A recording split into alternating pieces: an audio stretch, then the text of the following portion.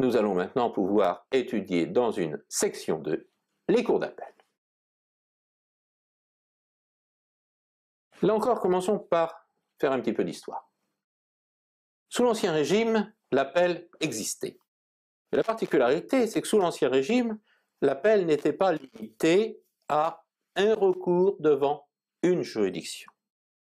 Il pouvait y avoir plusieurs recours successifs, jusqu'à 5 ou 6, qui permettaient de remonter de recours en recours jusqu'à la justice du roi.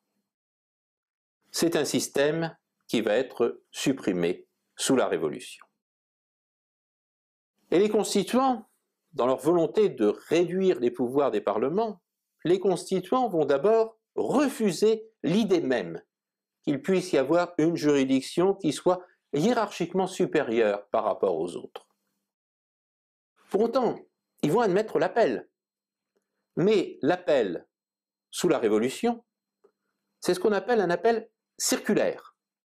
C'est-à-dire un appel qui est effectué devant une juridiction voisine de même nature. Alors par exemple, si on voulait faire appel à l'encontre d'un jugement émanant d'un tribunal de district, eh bien l'appel était formé devant un autre tribunal de district voisin. Ce système de l'appel circulaire va assez rapidement être supprimé au profit du système de l'appel hiérarchique, mais avec un seul degré, puisque l'appel hiérarchique avec un seul degré va être établi par le consulat, qui va créer tribunaux d'appel qui, sous l'Empire, vont prendre le nom de cours d'appel. Alors ces cours d'appel, elles sont aujourd'hui les principales juridictions judiciaires du second degré. Mais il n'en est toutefois ainsi que depuis 1958. Parce qu'avant 1958, la situation était beaucoup plus complexe. Avant 1958, les cours d'appel n'étaient juridiction du second degré qu'à l'égard des jugements des tribunaux civils et des tribunaux de commerce. Les décisions des juges de paix et des conseils des prud'hommes allaient en appel devant le tribunal civil. Et en matière de bureaux et de sécurité sociale, il existait des juridictions du second degré spécifiques. Ainsi, les jugements des tribunaux paritaires des bureaux cantonaux étaient déférés en appel devant des tribunaux paritaires d'arrondissement. Les décisions des commissions de première instance de la sécurité sociale, ancêtres de nos actuels tribunaux des affaires de la sécurité sociale, étaient déférés en appel devant des commissions régionales de la sécurité sociale. Un système pour le moins complexe qui va être unifié en 1958. Depuis 1958, tous ces contentieux vont désormais en appel devant les cours d'appel. Mais remarquons ici que cette unification va avoir une conséquence sur la composition des cours d'appel. En effet, s'agissant des décisions des conseils de prud'hommes, des tribunaux paritaires des bureaux ou des tribunaux des affaires de la sécurité sociale, s'il y avait auparavant des juridictions d'appel spécifiques, c'est parce que pour juger en appel, il faut avoir des juges ayant des connaissances spécifiques. Et pour garder cette spécificité, eh bien, la réforme de 1958 va décider de créer au sein de chaque cour d'appel une chambre sociale, qui est une chambre qui va être formée de conseillers spécialisés dans ces matières. Alors aujourd'hui, on vient de le voir, l'appel de presque tous les jugements se fait devant la cour d'appel, sauf pour quelques contentieux spécifiques relevant d'autres juridictions que je n'envisagerai pas ici. Au demeurant, tous les jugements ne sont pas absolument tous susceptibles d'appel. L'appel est en effet exclu pour les petites affaires, celles pour lesquelles les frais et la lenteur de la procédure s'avéreraient tout à fait disproportionnés par rapport au caractère modique du litige. On distingue donc les petites affaires pour lesquelles l'appel n'est pas possible et dont on dit qu'elles sont jugées en premier et dernier ressort, et puis les affaires plus importantes dont on dit qu'elles sont jugées en premier ressort et donc à charge d'appel, l'appel étant possible. Le critère de distinction, c'est évidemment le montant du litige, c'est-à-dire le montant de la demande, ou, si ce montant n'est pas précisé, le montant de l'obligation dont l'exécution est à l'origine du litige. Si l'enjeu du litige est supérieur donc à un certain montant, qu'on appelle le taux du ressort, l'affaire est susceptible d'appel. Si l'enjeu du litige est inférieur à ce montant, là, l'affaire est jugée en premier et dernier ressort. Il faut ici remarquer que certaines demandes en justice ne sont pas chiffrables. Par exemple, en matière d'état des personnes. Et on les qualifie de demandes indéterminées. Alors dans ce cas, le principe est que l'appel est possible, sauf exception expressément prévue par la loi. Aujourd'hui, et depuis une loi du 25 janvier 2005 et un décret du 13 mai 2005, ce taux du ressort, il est de 4 000 € pour toutes les juridictions civiles. Ce qui veut dire que ce n'est qu'à partir de 4 001 € que l'appel devient possible. Notons au passage la disparition d'une particularité qui autrefois concernait les conseils des prud'hommes. En effet, dans le cas du conseil des prud'hommes, le législateur avait initialement prévu que le taux du ressort devait être fixé par décret et révisé annuellement de façon à tenir compte de l'augmentation des salaires.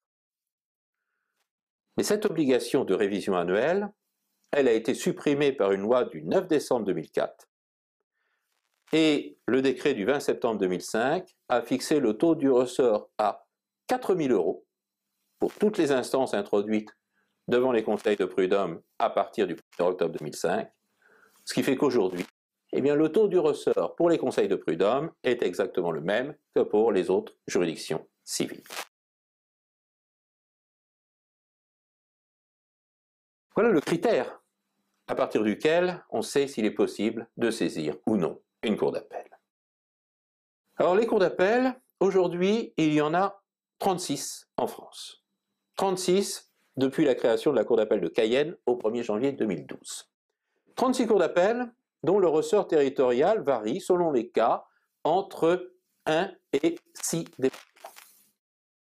Chaque cour d'appel est compétente pour connaître de l'appel des jugements rendus par les juridictions du premier degré ayant leur siège dans le ressort géographique de la cour d'appel. Alors ici, comme pour les tribunaux de grande instance, les cours d'appel sont divisées en chambres spécialisées, des chambres dont le nombre varie en fonction des besoins locaux, du nombre de litiges à traiter. Toutes ces chambres et tous les magistrats des cours d'appel, qu'on appelle des conseillers de cours d'appel, tous sont placés sous l'autorité d'un premier président. Remarquez ici cette appellation particulière. Celui qui est à la tête de la cour d'appel, on l'appelle le premier président, et non pas simplement le président. Le terme de premier président est réservé au président de la cour d'appel, alors que le terme de président ici désigne seulement un conseiller présidant une chambre au sein de la cour d'appel. Donc il faut bien distinguer les deux.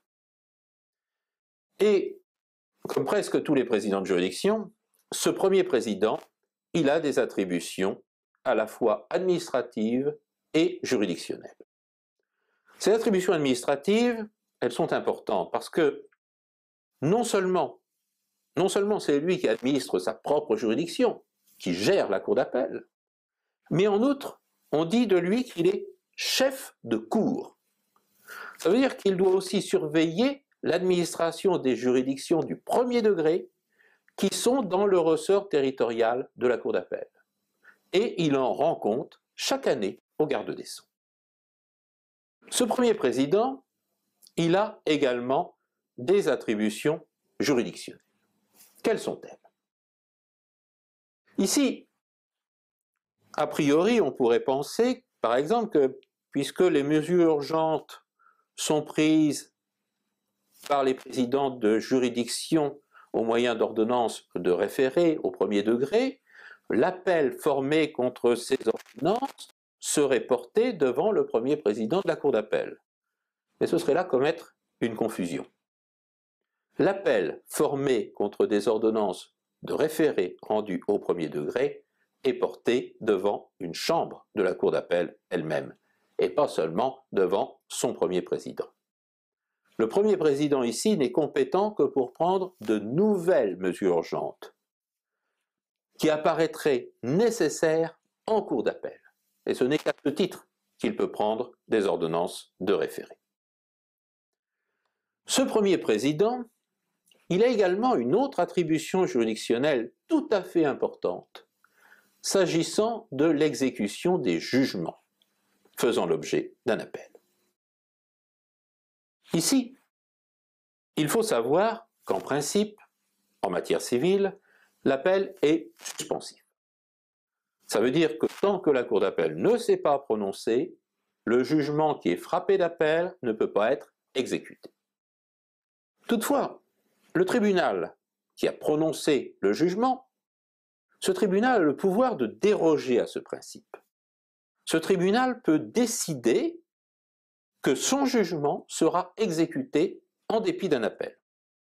Dans ce cas, on dit que le tribunal assortit son jugement de l'exécution provisoire. Mais ceci peut avoir de graves conséquences en pratique. Prenons un exemple. Supposez par exemple qu'un commerçant ait été condamné à payer à son fournisseur la somme de 100 000 €. Le jugement est assorti de l'exécution provisoire. Ce qui veut dire que bien que le commerçant fasse appel de la décision, il doit quand même payer cette somme très importante. Imaginons que par la suite, après que cette décision de première instance ait été exécutée, finalement la Cour d'appel donne raison à notre commerçant. Elle infirme le jugement. Ce qui veut dire alors qu'en principe, ce fournisseur doit restituer les 100 000 € qui ont été perçus indûment. Ben oui.